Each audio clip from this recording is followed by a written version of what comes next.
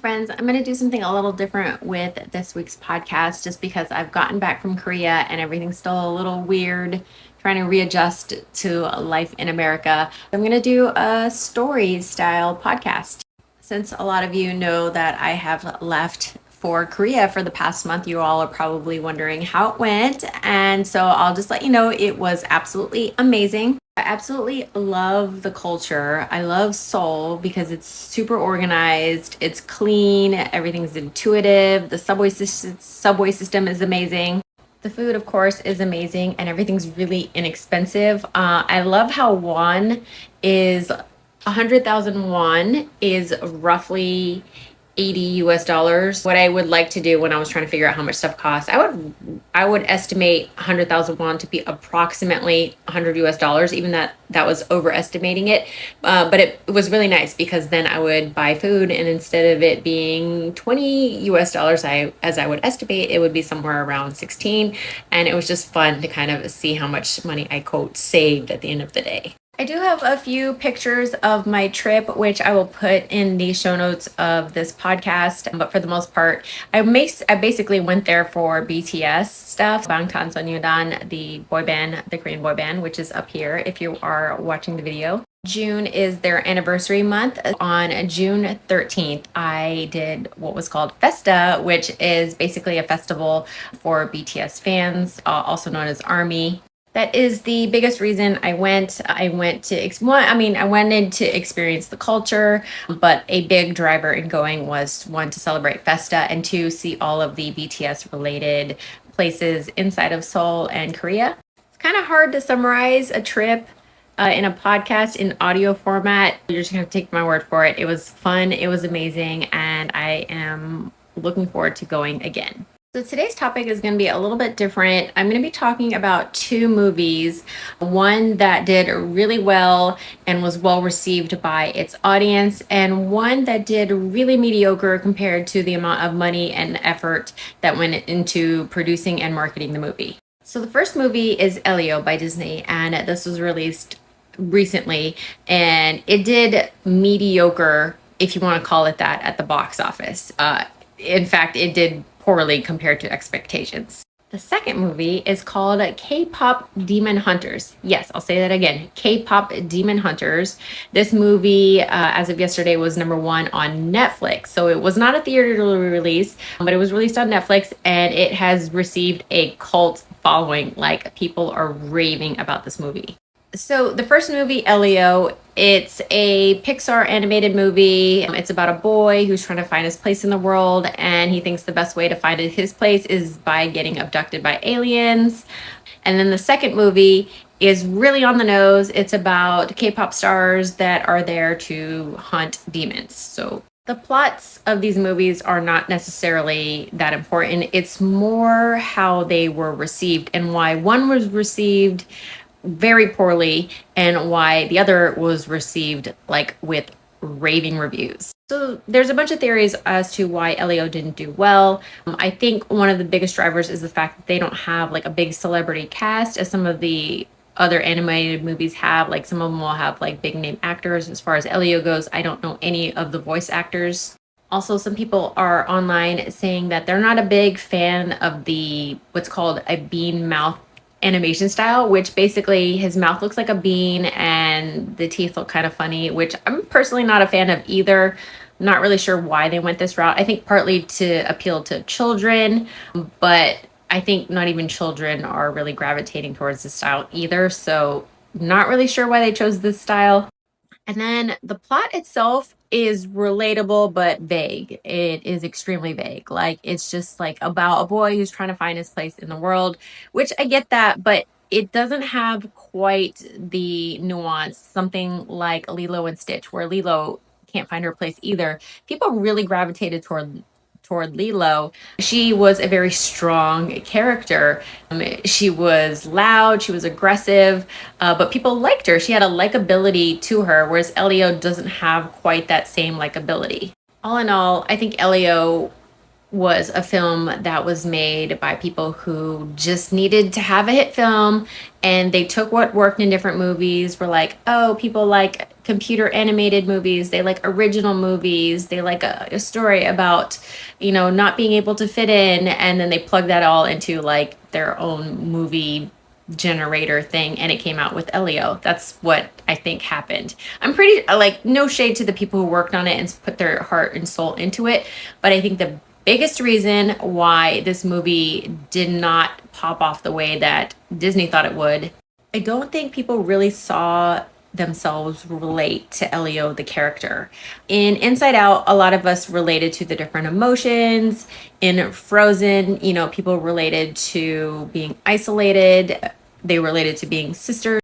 Aside from sisters, Frozen is also a princess movie, which people seem to still gravitate towards. Elio is a classic case of trying to appeal to everyone while also appealing to no one. This is the exact opposite of K-pop Demon Hunters, which really dove into a very niche audience of K-pop fans. So this movie was a surprising success to many people, including the executives, including myself. People were pleasantly surprised at how good this movie was. On the surface, it looks like a very niche movie, and it does look like it belongs on a platform like Netflix. And the reason for this is because it is sort of a kids movie, older children, younger teens. That's kind of the market for this style of animation, this style of movie, but it hit into a different market as well. It resonated very deeply with K-pop fans ourselves. And so I'm a K-pop fan. If y'all don't know, again, I love BTS, but I also love a bunch of other K-pop acts, which I'm not going to list here. One of the things that this movie did really well was respect the culture of Korea as well as the culture of K-pop itself. So apparently the weapons that were used in the movie, there's 3 weapons that are used in the movie. These weapons all have historical, cultural significance, and that was well researched. And then even the food that's presented in the movie, one of the foods that was not really present in there was kimchi, and that's because it's overused in lots of movies and things like that where there's any references to Korea. So they consciously took out kimchi from this movie because it is an overplayed kind of, not stereotype, but it is overused in any reference to Korean culture. And then, of course, they did extensive research on K-pop itself. They took inspiration from a lot of existing bands, a lot of their members. They even incorporated songs from an existing K-pop girl band into the movie, and had some of the singers sing one of the songs in the movie. And then there is the portrayal of the fans. And this is hilarious because if you're a K-pop fan, you know that we run the entire gamut. And that's exactly what they did. The K-pop, even the boy bands, the Saja boys, you'll see the fans. They run the gamut, similar to BTS. We run the gamuts, boys, girls, old, young, whatever. Like, we run the gamut. The little nuances, the way that we have our signs and our light sticks and the t-shirts and the merch, like, we're so embedded in this culture, and just seeing us reflected in this movie, I think it hit home for a lot of people who are K-pop fans. I'm just laughing because I'm like, yeah, this is so us. At the end of the day, the people making this movie knew their audience. Like, yes, it's a kids movie, but also they know that a lot of people who are K-pop fans are also going to want to watch this. I think the big thing is to not be scared of attracting a very niche audience by being hyper specific in what it is that you focus on. So of course you don't want to be hyper specific and not attract an audience at all. In the case of K-pop Demon Hunters, it was a niche audience, but it is a big niche. And more importantly, it was a relatable niche. So people who are K-pop fans like myself, like, we see ourselves in this. Like, so many of the things in this movie like hit home for us. Like the light sticks, the banners, the signs, the screaming, the crying, like, it's just, that's us. However, in Elio, I was watching the trailer on YouTube before I did this podcast, and I was like, none of it really hits home for me. Like it's just very vague. Like I'm kind of like, well, what are you trying to say here? There's a reason why Disney loves to do remakes. It's because they are banking on characters that people already have an emotional attachment to. Whereas with Elio, it's an original character that people don't have any attachment to. In the case of K-pop Demon Hunters, these are original characters, but they're derived from a culture that people already know. And so even though K-pop Demon Hunters has an all original cast, all original characters, there's still an element of relatability in that movie. So, in your case, in your business, what element of relatability do you have? What part of your business do people love and enjoy? What part of it speaks to people? I think we fear alienating people, so we try to pick a safe audience. So, in the beginning, I tried to do something with my audience where I try to attract both the new online marketer as well as the established marketer who already has sales page assets, marketing assets, and that sort of thing. And then I realized that I needed to pick one audience, at least in this moment in time in growing the business. And then I learned that the more that I lean into the language of the new marketer or somebody who's introducing a new offer for the first time, I'm realizing that that's hitting home a lot more than trying to cater to both audiences. Yes, I'm losing the more experienced marketer, but at the same time, the people who are new are feeling safer and safer in my space. In the case of K-pop Demon Hunters, it's a very specific niche, K-pop, not necessarily pop in general. And I'm wondering if they had tried to go the route of pop in general, like American pop music, it doesn't quite have the same draw as K-pop does. K-pop is a very specific niche, but there's a lot of relatability within the K-pop culture. Like K-pop fans all speak the same language as opposed to fans of pop in general. I mean, they could have tried doing country Demon Hunters, but that's not quite as exciting as K-pop, I think, in my opinion. I mean, the lesson really is don't be generic when it comes to your message and marketing. Be specific enough that it attracts a wide enough audience that can resonate deeply with your messaging. You don't want it to just resonate kind of like Elio's message of feeling left out or feeling alone. It resonates, but it doesn't resonate as deeply. Listening to your audience is also helpful. Researching your audience, the same way that K-pop Demon Hunters research their audience, research their materials. They knew exactly what we were listening to. They knew the references that they knew to include the light sticks. Like only if you're a K-pop fan do you understand what a light stick is. There's little nuances and things that they understood and they incorporated in their content. And similar, or sorry, in the movie. So similar to you want to find those little things, little nuances that people are in your audience resonate with. It's kind of like putting in inside jokes in your movie, like putting in references that only your audience will get. And then when they get that, when they see that, it's like, oh, you are definitely speaking my language. Even if you don't have those real specific nuances for your audience, just being yourself and showing up entirely as yourself is going to go a lot further than trying to be a generic version of someone. For example, Zach Spuckler of Not Your Average Marketing Podcast, he was a guest on the show, and I highly recommend him for Facebook ads. But in his marketing, sometimes he'll include Taylor Swift references, and I'm totally here for it.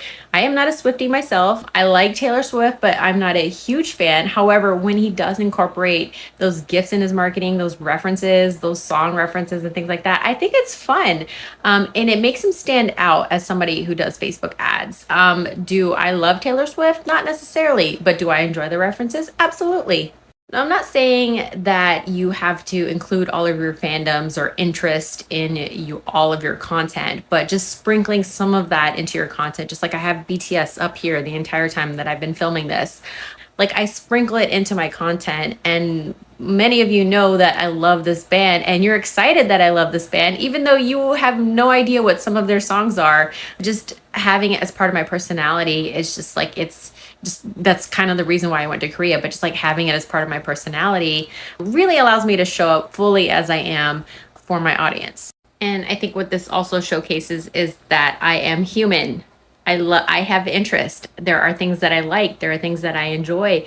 I'm not just a robot spitting out content. And I think that part is what's relatable, is the fact that I have interest, the fact that I don't just talk about marketing, that I talk about other things, is that in itself is kind of why people relate to other people. It's the fact that other people have interests. We have emotions. We're happy, we're sad, and just, we're excited when we get to go to Korea. Having that element of humanness to your marketing, that humanity in your content, that's what people want. I mean, even now, my makeup has gone to poop. Like, it is just gone. It is almost 5 o'clock. It is towards the end of the day. I'm ready to take this face off. But, I could have a perfect video. I could have had my camera up here. I could have had this perfectly edited. I could have used my mic. But I feel like if I did that, I wouldn't have gotten this out there. Like, this was just so much easier for me to create. I'll do my best to kind of edit the sound and make it sound good, easier to listen to in your earbuds. But for the most part, like, this is how I spent the last 3 weeks in Korea. I'm not setting up a whole podcast setup. Like, I'm just not doing that. But I still wanted to get this content out there. So yeah, as imperfect as it is, like, people, again, just, they want relatability. They want to be able to relate to you. So however that relatability looks like to you whenever you show up, whether it's showing your interest, whether it's talking a certain way and not forcing yourself to talk a certain way, like, just that's how you naturally show up. Some people are not going to like it. I'll be honest. Some people will be like, oh, that girl, she always uses a Snapchat filter, or she's not using her podcast mic to record this podcast. Like, yes, it's going to turn some people off, and that's totally fine. Just be okay with some people, like, oh, I don't like this, I don't like that. It's okay. I don't like certain things. You don't like certain things. You may not like this style of podcast, and that's okay. But at the end of the day, as long as you're not trying to force yourself into any kind of mold, like, you're not trying to force yourself to be generic, like Elio is super generic. As long as you're not trying to be all things to all people, I think you'll be okay. So I think that's the lesson. Be relatable, be yourself, have fun with your content. And that is all I have for you. I will see you all again next week. I'm going to be running some promotions for the end of July, so look forward to that. I have a free challenge coming at the end of July. I will let you know more.